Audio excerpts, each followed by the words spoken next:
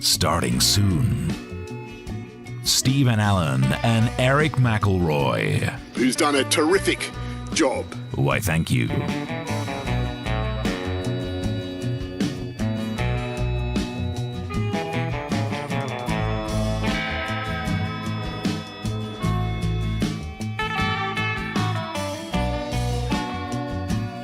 Comics in Quarantine Solving Problems with Stephen Allen and Erich McElroy, starting soon. Streaming live on the internet. And I think you said you're going to test that too. We did test it. Yeah, it works sometimes. Starting soon.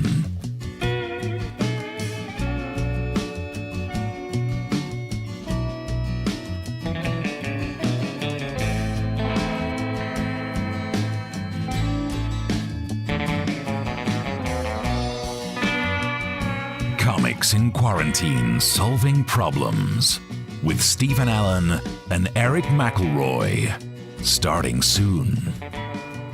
Doing online shows. For much longer than I would have liked. Suit yourself.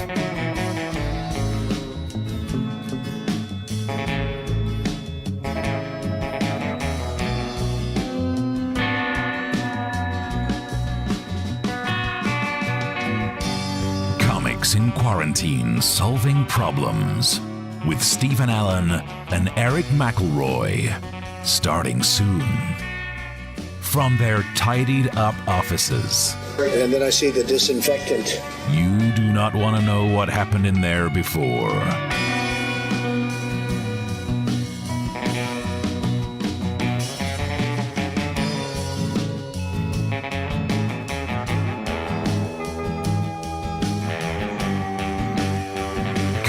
In Quarantine Solving Problems with Stephen Allen and Erich McElroy, starting soon.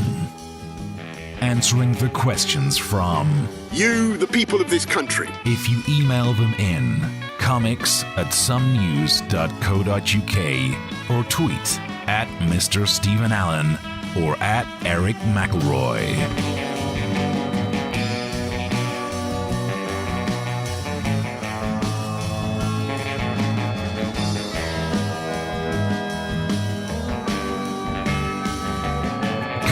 In Quarantine Solving Problems with Stephen Allen and Erich McElroy, starting soon.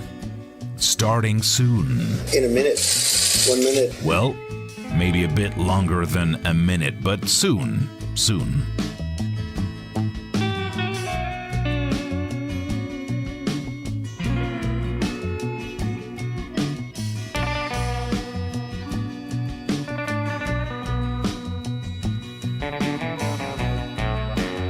Comics in Quarantine Solving Problems with Stephen Allen and Erich McElroy, starting soon. The web show we started because we were out of work. And it is still true. All right, don't rub it in.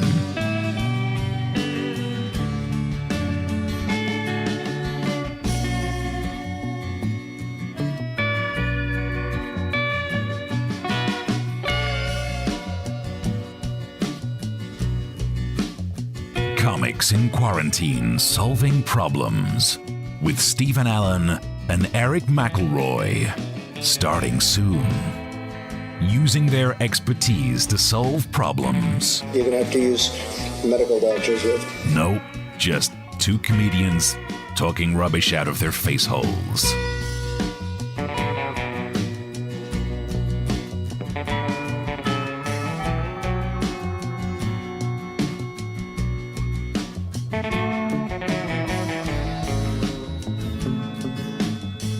Comics in Quarantine Solving Problems with Stephen Allen and Erich McElroy, starting soon.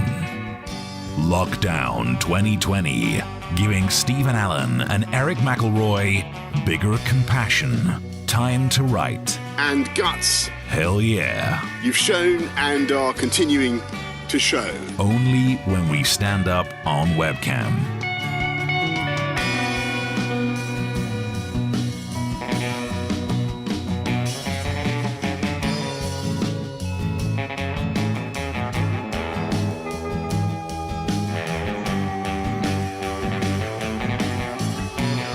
Comics in Quarantine Solving Problems with Stephen Allen and Erich McElroy. Starting soon. Sounds interesting. Thank you.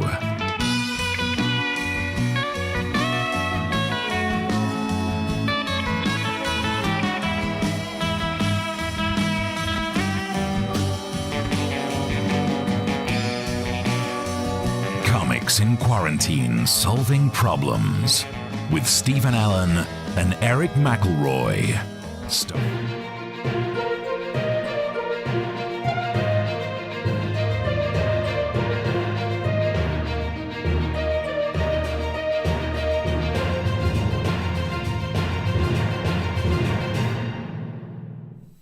Hello, and welcome to Comedians in Quarantine Solving Problems. I'm Stephen Allen. And I'm Erich McElroy. Hello. Hello. Comics in Quarantine. I'm still doing it. We are 16 shows in, and I've not learned the title of the show. We gave it a complicated title, to be fair. Yeah. But, you know, hey, I mean, we didn't realize 10 weeks in that the title would still be relevant. Yeah, turns out I'd have thought we might have had a career again by now, but no. So we're here doing these shows for you. Welcome. If you're online, Sharon's watching via Twitter, that one is. It says, evening chaps. Get the messages coming through. We can fill the show with your messages as well. So update on the beard, by the way, Eric. I've still not said goodbye to it. No. I think it's going to go before next week, if I'm Really? brutally honest. Okay. I have been shaving for the show and didn't. I'm glad this is the breaking news that we're starting the show with, especially if you've never been here before.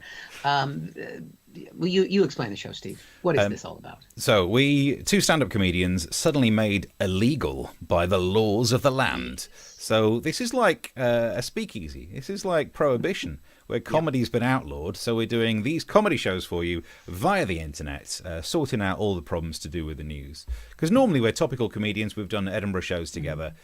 We ain't doing that this year. No. Not leaving the house. And I used to shave, but then gave up on life. Yes. And I wanted facial hair that befits the emotional breakdown that is life. But the reason I might get rid of it, Eric, is I went running today. I've been trying to get back into running. And I overheard a guy shout, "Run, Forrest, run." And I realised having a beard while running, it's not even the best bit of the film, is it? If you're going to have anything in common with Forrest Gump, you don't want it to be beardy running, and you don't want to be getting HIV from Jenny. They're the two things you don't want. The rest of it, Forrest is he's the man. He's the dude. Jenny was pretty hot, though. I mean, if you're going to get it, you could do worse. And there's a cocktail of drugs for that now. So, you know, back when that was actually, you know, that's not a problem anymore. It's cool. It'll be like, you know, it's like a badge of honor, like getting COVID will soon be. It will indeed. Actually, more on that later, because I've done the test. I've done the antibody test. We'll talk about that later. If you'd like to, if you enjoy the show at any stage, you think, you know what, we'd buy these people a cup of coffee. The link's down the bottom. Give us the monetary value of a coffee. It would be very much appreciated. And keep the messages coming through. Mike says, "Hi, guys." Chris says, "Evening, my fine fellows." Ooh, fancy. Flirt. Fantastic. Well, let's kick off with some news. There's been Dominic Cummings has been the dominant story in the United Kingdom. And of course, for those of you from watching from outside the United Kingdom, he's a senior advisor to the Prime Minister who drove during lockdown when he wasn't really supposed to. The government said, he didn't really break the rules.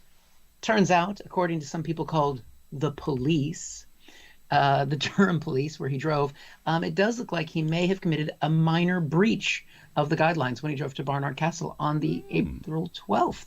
A minor breach, which is better, I always say, than breaching a minor.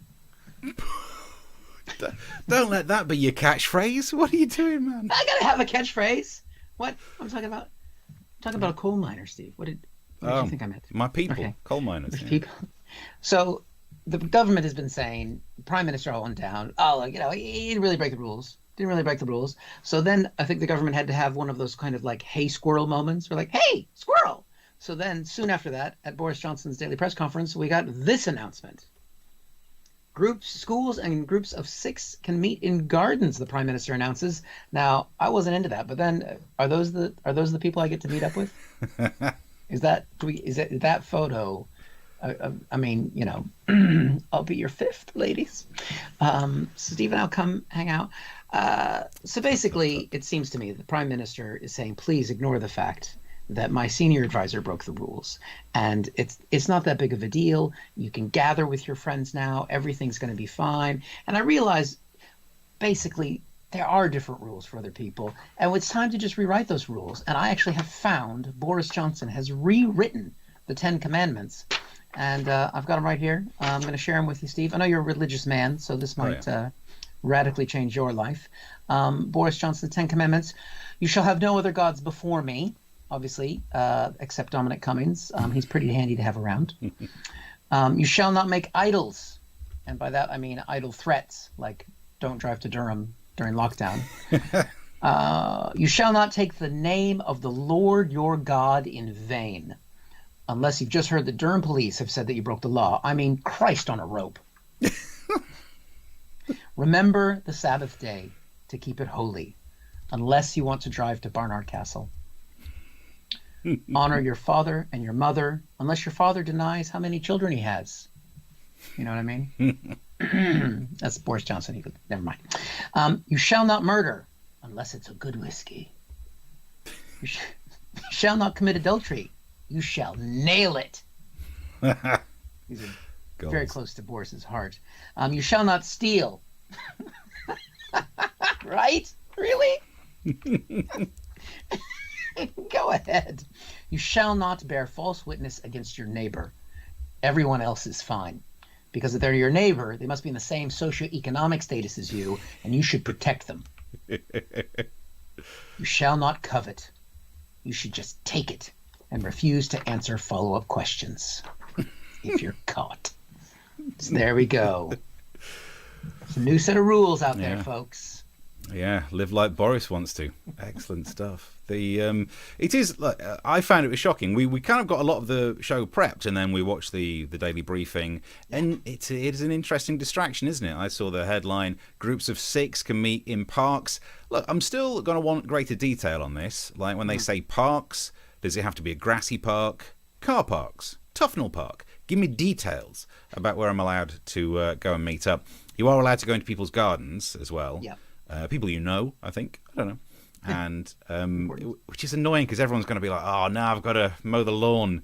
And it's not like you can pretend you're too busy. We know you're not busy. The reason that we're getting these extra freedoms is because they've met their 5 tests. The government set out 5 tests. As soon as we get them, here's the 5 tests. NHS has to have capacity. Test 2 is a sustained and constant fall in daily deaths.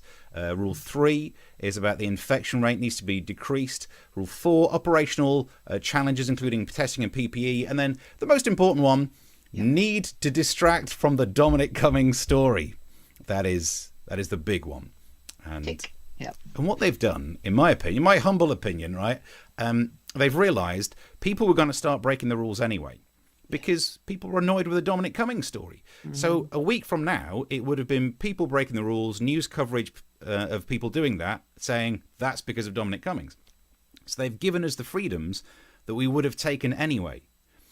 So in my theory, it's like when you try and give an instruction to a dog and it doesn't listen, and then you just start trying to describe what the dog's doing to make it look like you're still in charge. That always happens to me. Come here, good boy, come here. That's it. Come over here. Come here. You're going to come here? Good. You're not... Stay. You stay where you... That's it. Sit and stay. He does exactly as I say. That's it. You sit and you stay right there. You're a good boy. Now look over in that direction. Good. Good boy. You sit and you stay right there. Come over here then. We should point out the star of that sketch. Not my dog. Eric's dog. Look at that, acting. Cute dog. Yeah. Acting. Can I? Because that dog cost a small fortune. Can I write that dog off now? Yeah. Against the profits from this show.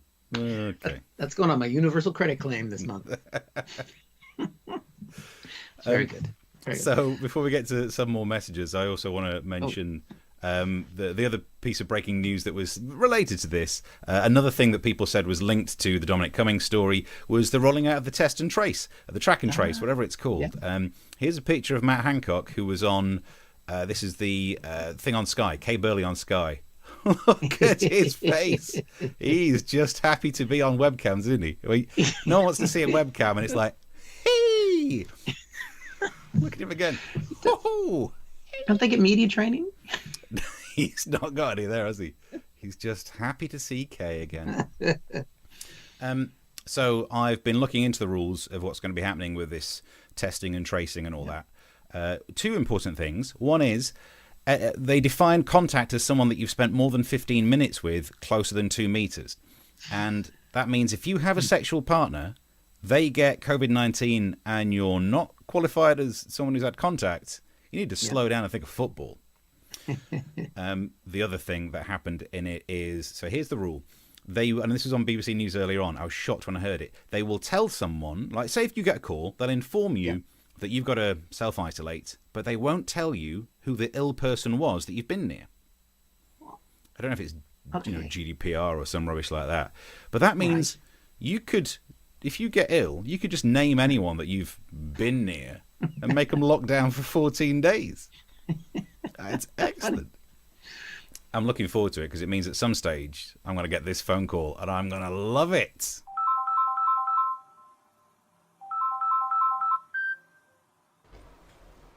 Hello, Mr. Allen. Yep, speaking. I'm calling from the Track and Trace Centre. I'm sorry, I have to tell you, you've tested positive for COVID-19. Do you know, I did feel a bit peaky. Well, now I need to know who you've been in contact with so that I can contact them and tell them to self-isolate for 14 days. Oh. Don't worry, we won't be telling them that it's because of you. So whoever I list now will have to stay at home for 14 days and they won't know it's because of me? Yeah. Dominic Cummings. Good idea. Off the back of that, someone already, Charlie, said I think he should probably start taking vitamin D tablets because it's nice that he got to see the castle for one last time. Yeah, if we all do, and I'm not saying we should do that, but if we all list Dominic Cummings as the person that we've been near, if we're ill, he won't be going to any castles in the future. Just saying. Yeah, for each person that reported him, would have to add those 14 days together. So the thing would be to time it just right. So when he's on the 13th day, he's like, "Oh, I'm gonna be free. No, not again."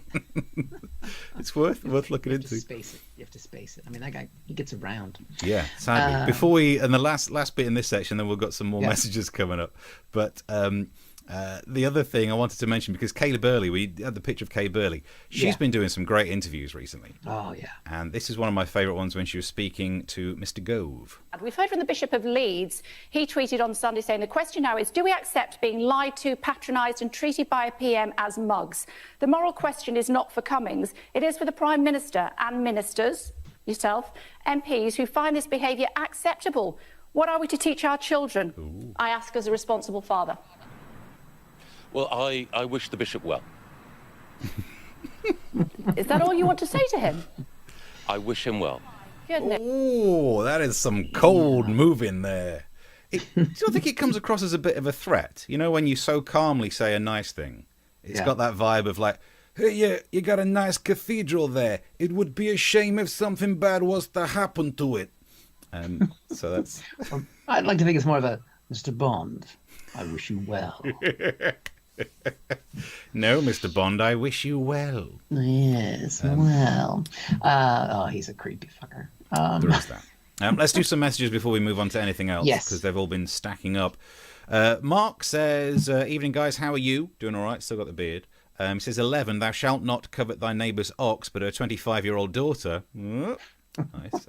He also says that Eric's dog has a better beard than its owner. Ooh. Beard it should. It cost a lot more than I did. Sal says, was that you doing the Northern Girly voice then? That was a manly voice on the phone, I'll have you know. What the hell is floating in that pond, says Chris. This would have been your picture, would it? Let's have a look. That would have been on... Boom. Oh, yeah. Some Dominic Cummings droppings? I don't know. Oh, the word Cummings should not be used around that. I don't know. And also, while we're looking at messages, I'd like to thank a few people for contributing to the show, which is lovely. Darren, thank you very much for putting a contribution. Chris, a regular viewer, caller, person, and contributor. Thank you very much, Chris. We love you. You're going to own us by the end of this. So if you'd like to buy us a coffee or more, you can do Islington prices. Just drop something in the bucket. Look at that dog. That dog does not. I still got pet insurance on that dog. You can't freaking defer that for COVID.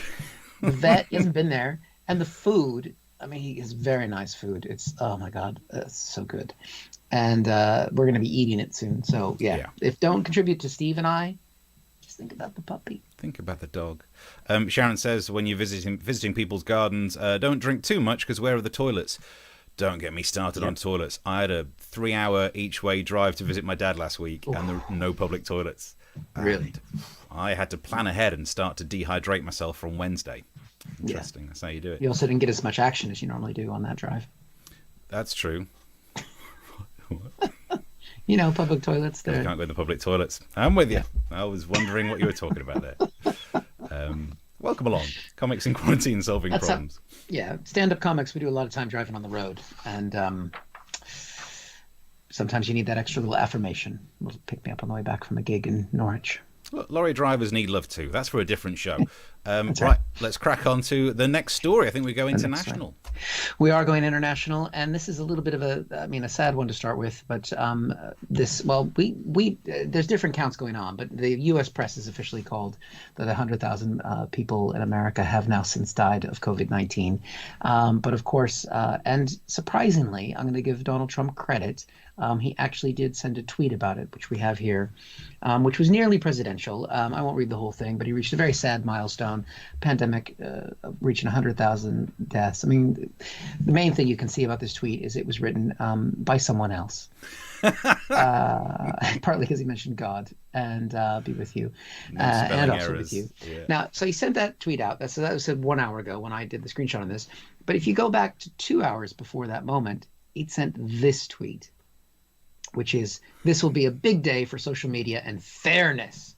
Now, that's about something that happened to him on Twitter. So let's just remember that before, on the day that we announced that 100,000 Americans had died, he wanted to make sure that he made the point that it's what's happening on social media is more important. And then an hour later, oh, shit. Let's mention this 100,000 people, why don't we? But even before he sent the 100,000 people tweet, he had gone in, and we got the same tweet again. You look at it the second time, look at that, it's the same tweet, but he'd retweeted it. So he thought, this is such a good tweet, I'm going to retweet it. And it still took him then another hour to send a tweet about 100,000 Americans. So nice try, Donny boy, but no, it's truth. He's the guy in charge of your former country. Enjoy. Yeah. Hey, don't blame him. It's the hydrochloroquine talking. It must be that. True. Fair enough. I didn't realise there was this whole thing, because I know you were you were blocked on Twitter by Trump. I was, yeah. So that was part of one battle that he had with social media. And then there's this other thing that Twitter's doing of pointing out which tweets might not be true. I didn't know about it until I saw this video on the weekend. For the first time, Twitter is flagging some of President Donald Trump's tweets with a fact-checking warning. Wow, I didn't realise that they could do that. So I tracked down the actual tweet. Here it is. Yeah. Donald J. Trump, there's no way, zero, his maths is coming on, that mail-in ballots will be anything less than substantially fraudulent. Interesting. And then they say, get the facts about mail-in ballots. And if you want to see, because Twitter's added a bit to the tweet that lets you know it might not be true. And it's this bit up there. There it is. It's the bit after the @ sign. Before it, you could write anything. It's after it that's the important thing. But what I thought, if that's the rule, if you lie on Twitter and say that it's true, they will fact check you. I spent my day tweeting out things that aren't true to try and see if I could trigger Twitter. Nice. I started off with, actually, a poll says that 95% of Brits went to Barnard Castle during lockdown, so you're wrong, Emily Maitlis. And they didn't flag that with a warning about it not being true. So I went for, I just heard Elvis was still alive, but he just died from COVID-19, dang it. They didn't flag that as potentially untrue. Then I moved on to those dong lengthening pills that you see advertised in emails definitely work. I'm not even using my finger on my touchscreen for this. And they didn't flag that as potentially true. But given that I didn't want people to think silly of me on Twitter, I then tweeted, "Don't worry about those tweets above. I was just being funny." And they put that on it. Get the facts about being actually funny. They're rat bastards. So Can't trust Jack. That's what I always say. yeah, damn it. So be careful out there. And hey, follow me on Twitter. And he's Mr. Eric McElroy at Erich McElroy as well. If you want to send us messages. That's right. And I've been unblocked by Trump. So congratulations! So fine. Thank you very much. Brilliant. Thank you very much. It was a big day. Well, a quick thank you to Martin, who's made a contribution on the old Ko-fi. So thank you very much, Martin. Nice. Appreciate that. Loving you. And do we have any other socials there? Actually, before we crack on? the bishop says there are two dodgy dudes on my big 56-incher. Oh. Should we see if we can see it? I mean, I'm not sure if you can particularly tell that, but it's on his. You can't see that it's a 50-incher, 56-incher. You know what? If you say it's 50 inches, I believe you, mate. Yeah. 5 inches, 50 inches. If you might not, if you didn't see Tuesday's show, That's right. If you're watching us on a big screen, send us a picture of it because we're absolutely loving this. Yeah, we had about 3 people sending pictures. I forgot we were gonna load those up. To create a new feature of the show of the different media platforms. So we have 3 from last week, so we can do a debut of this on next Tuesday. So whatever device you're watching us on, if you want to snap a little picture and send it to us, that'd be great. And just so that we know that there's actually human beings out there and it's not just some weird Facebook algorithm. You never know. Martin says this evening's show is wondrous. Thanks so much. However, I'll have to catch up as I'm out at a barbecue with 6 households. Think it's a barbecue. They're in masks. It's in a car park in the New Forest. So, accidentally dogging again. Hashtag accidental dogging. It's bane of my life, mate. Bane of my life. Wherever you're watching it, keep the messages coming through. We'll do more of these. And if you'd like to buy us a coffee, link at the bottom. Now, Right there. I think this story, we flagged this up. A lot of people wanted us to talk about this. Yes, we're very excited about this. It's going to be a big day for America and for the space and the universe and the galaxy and all those kinds of things. We took the piss out of Richard Branson because his Virgin Galactic thing didn't do very well on Monday. And the big SpaceX was going to be launching the first American manned mission launched from American soil. Was supposed to go up on Wednesday. And it was scrubbed because of bad weather. Unfortunately, we have to wait till Saturday to see if we can do this. It was a big deal. Trump even went down to Cape Canaveral. He took a day off of golfing. Must be serious. It's a big deal, guys. Okay? I mean, there might have been 999,999 people dying from COVID, but Trump, golf, deaths, space, he was there. And, of course, he came down and he wanted to talk to Elon Musk, whose company has built the rocket ship. And here we have Trump, actually. Well, thank you very much. I just want to say this is a very exciting day for our country. We have been at this long and hard for 3.5 years. I want to thank Elon, who's been a friend of mine for a long time, somebody I have great respect for, but this is 24/7 for you. You're always thinking about this. You're thinking about other things, too. You have plenty to think about, but this has been your baby. This is the top focus by far. This is the toughest one. In fact, I've told my team it's not. That's great. Yeah. That's great. Well, it looks beautiful. We won't say congratulations because we have a long way to go, but magnificent. What's he doing? I mean, he was chill. Elon was chill with the whole thing. He's having a little, dude, my rocket's going up today, man. I'm like the mad billionaire, dude. So that's actual footage. I mean, those 2 events. So it is true that Elon Musk was talking to the president yesterday. It is also true that he got stoned on Joe Rogan's show. So I think 2 things are factually correct. He probably also got stoned before he's named his baby, but that's... Oh, yeah. Well, what episode did we cover that in? We covered that, didn't we? Oh, we should make a list of when you can get... Yeah, there are now so many episodes you can go and watch. So many episodes. This is episode 16, I think. We don't talk about episode 13. That one didn't work. But there was the moment where they basically... Because they got the guys... So basically, they go up in the big rocket. They got the astronauts strapped in. and they're there. It's just like Apollo 13, the movie. I mean, hopefully not Apollo 13. Anyway, it's like the movies you've seen about space, and they're there. They have to load them up, and then they have to tell the guys at a certain point that they're not going to launch. And this time it was because of bad weather, and we actually have the moment where they had to tell the astronauts that it wasn't going to happen.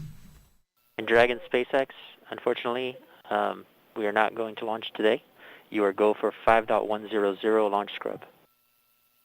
5.100. It was a good effort by the teams, and we understand, and we'll meet you there.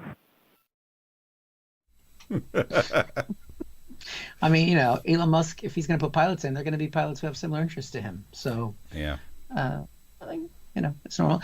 Trump was really disappointed that the launch didn't go ahead. Almost as disappointed as he was when Eric was born.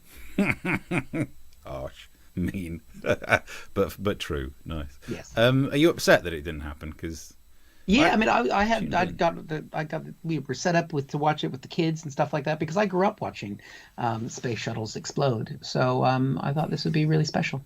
God's truth. Yeah, I like spacey stuff. But the problem is, for anyone who watched earlier episodes, part of my emotional breakdown of lockdown, my hashtag lockdown breakdown, was that before I stopped shaving and washing, you don't need to know about that, I was just watching repeats of Star Trek Voyager. Yeah. And so when I turned off repeats of Star Trek Voyager to watch that launch, it was somewhat underwhelming. Not only because it didn't happen, it was like, all right, it's going out of orbit. It's not Delta Quadrant, is it? Also, I'm now in like Series 6, and I didn't realise how much of Star Trek Voyager is just Seven of Nine breathing out in a bit of a mood. That's all she did. It's true. Before we move away from space, thank you to, who was it? It was MD Ridley, who sent us a tweet on this before. It was on Wednesday or Tuesday night or something. Yes. They managed to find a website where you could send messages. I think you registered to watch it, and then you could send messages to the astronauts. And MD Ridley sent, why are you excited for the launch? Morbid fascination. And there's a message for the crew. Can you bring me back a souvenir? 2020 is going quite well so far. So something along the lines of an alien superbug should go down well. Many thanks. Excellent work. Any other? Yeah, I can do a few messages. Look, we're getting into the Star Trek. Sharon says, it's Star Trek original series for me. It's so bad it's good. Do you know what? Maybe I should rewatch those. But I'm committed. I'm a completist. And, I'm doing all right on the Voyager. I previously watched all of the Star Trek Next Generations. I ain't going to waste my time on Deep Space Nine. I'm not a nerd. I have been struggling because I introduced my kids to Star Wars in the right way, where you show the original films first and then you go back to the shitty prequels and then all that. So, but Star Wars, there's such a vast back catalog. It's a problem, like, because I want them to have the Shatner and I want them to have the Leonard Nimoy, but there's so many things to get through, and then it's too much. I don't know what to do. And if only we were stuck at home without anything going on. I'm definitely not going to rewatch. Netflix keeps suggesting that I rewatch Star Trek Enterprise. That's a weird series. Oh yeah. Why? It's like the algorithm doesn't know me. That's what bothers me about it. Someone sneaking in and watching shows you don't like. The Bishop on Twitter says the Earth is flat. Controversial. We should do some more on that. Oh yeah, I used to love those guys. Yeah. We used to do a radio show together and interviewed a flat earther. Brilliant. We'll talk about that on another show. Yeah. Keep the messages coming through on whichever platform you're doing it. You can tweet me at Mr. Stephen Allen. You can tweet Eric at Erich McElroy. We should do a thing where we bring up our Twitter names on screen. I think I've got the technology. Yeah. There we go. There's a project for you for the weekend. Yeah. And if you're enjoying the show and you'd like to chuck us a coffee, please do so. We appreciate that. We are coming towards the end, but we still got a few things left to talk about, Steve. Yeah. So I keep trying to keep an eye on what's going to open up and when it's going to open up and how. And good news if you enjoy eating, as restaurant bosses are considering using glass bubble pods to keep the diners safe. Now, we can talk about it. Yeah, you can talk about that all day, but you need to know what it looks like. Here's the guy who invented it, sat in it. Right. And here's a couple enjoying their meal. Oh. It's interesting, isn't it? I mean, yeah, it's good because if they sneeze, they're not going to affect each other. Also, probably can't actually talk. What happens if you fart when you are? the echoes shoots right up the hole in the top of it. The whole thing reminds me of this, and this will be a reference that not everyone gets, but that invention is basically this. We can talk under the cone of silence. The cone of silence? I am deeply concerned about the conference room. What? I'm concerned about... Well, a cone of silence, 99. I could watch that over and over again. Yeah. It's brilliant.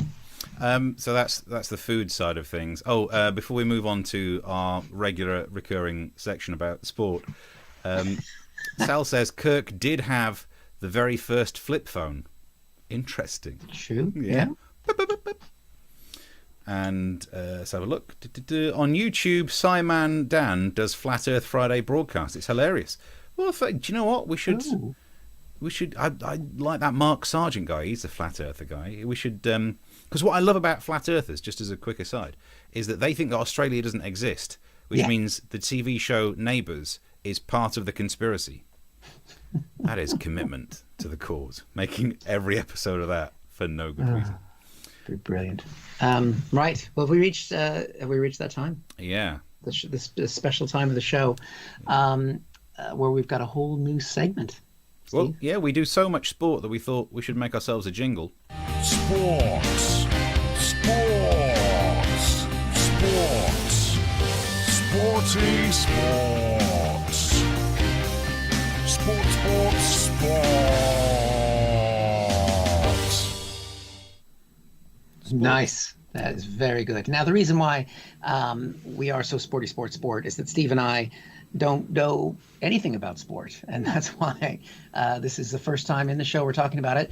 But there was a big story in sport, which obviously not even much of it's been going on in the current crisis, but the Arsenal football team soccer uniform has leaked, and we've got a little picture of the new uniform for the Arsenal team, known as the Gunners. There it is. We've got a couple shots of it there.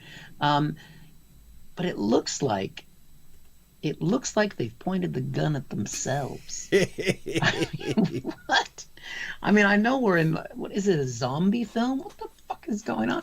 And I mean, is that the way that we're going to go now with football type gear, or any sort of sports team? Like there's the Spurs. Are they going to actually be stabbed with a spur? Nice. Is there,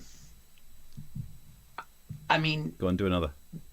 I can't. Okay. I mean, I did think about Googling a bunch of names of sports teams, but I just don't care about sport enough. I mean, I just couldn't give a shit.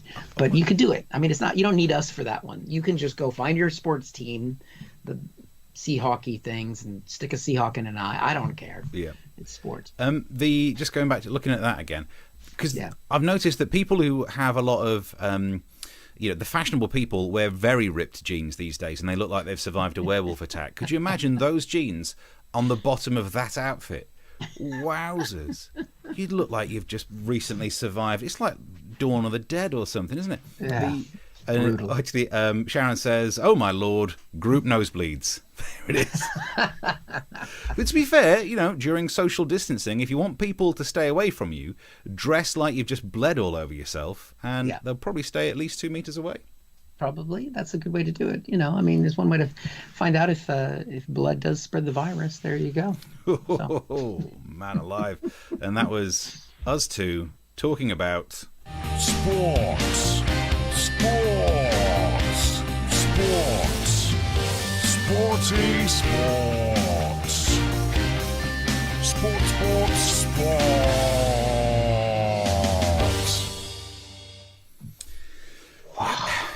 Our area of expertise. Have a look. Mark says it looks like they've made the Arsenal shirt out of a giant Viennetta. That is one of the nicest ways of describing it, because everyone else just thinks, are they... Actually, do you know what? I know we're meant to move on from it, but they shouldn't be sponsored by Fly Emirates, because it looks like you're walking away from a plane crash. When I crash Emirates. It's true, they should be sponsored by flipping Tampax. This is why we don't improvise. Don't improvise. It's going to be in the post-show notes. Don't let me just carry on talking about a topic. Carry on. Well, I think we're close to the end. We've got the weekend as a break. Steve, before we go, do you have anything coming up this weekend? Yes, actually. So Friday night, I'm doing a Hampstead Comedy online gig, but they're doing it at midnight. So Friday night, midnight, technically Saturday, but dial in before. Sunday night, 7 or 8 o'clock, one of those. I'm doing a gig as well. Check my social media for it. I've got into it. Since doing your gig, I decided I might as well do online gigs because I've got nothing else going on. And hopefully. Yeah. Oh, and? No, I was going to say also next week, get the results from this. I stabbed myself in the finger because I did the antibody test. That's bruised like a bad boy. Wow, look at that. I thought maybe you were trying to make your own Arsenal shirt. That's there. It's cheaper. Well, next week on the show, make your own away kit. Wait, so we get to find out if you're one of the infected. Former infected. Former. If I've had it and got over it, and we'll find out. I'm excited. You might get to do a little track and trace yourself. Yeah. You know what? If it looks like I've had it, Dominic Cummings. That's brilliant. Well, you mentioned it's Sunday at 8 o'clock. If you go to crackcomedy.com, we've got a live streaming show there every Sunday. We've got Hal Cruttenden this week, Tez Ilias. They've both been on Live at the Apollo, but they haven't been on this. And also Michael Fabry and Caroline Maybe and myself. So you can check that out. And the good thing is now, so if Steve happens to be on at the same time as we're on, because you don't have to go to a physical place, you can just log into both our shows on different devices in your house. And do that because we've got no other income. So we're back on Tuesday, although I've got a little news alert that says Trump signs order targeting social media companies, which could open Twitter and Facebook up to lawsuits. Woo! We covered it here. This is breaking news territory, this. Breaking. So basically, thank you, I guess, for watching. If there's any other socials we need to any other last minute messages that have come through? Chris says sponsored by Pile Cream. I hope he means the shirt and not this show. Although we would take sponsorship. Oh yeah, we will look into that definitely. Because I have had piles, so I can talk about that. Yes, so I guess thank you very much. Thank you very much for those who've contributed. We really appreciate it. If you want to spread word about the show, it stays on YouTube. You can share with people if you thought it was funny. You can subscribe to our channel as well. That's kind of our main base, even though we're on different platforms. And just let people know and join us every Tuesday and Thursday at 9 o'clock in the UK or whatever time it is, wherever you are. Excellent. Yeah, we'll see you Tuesday. Till then. Thank you. See you. Bye.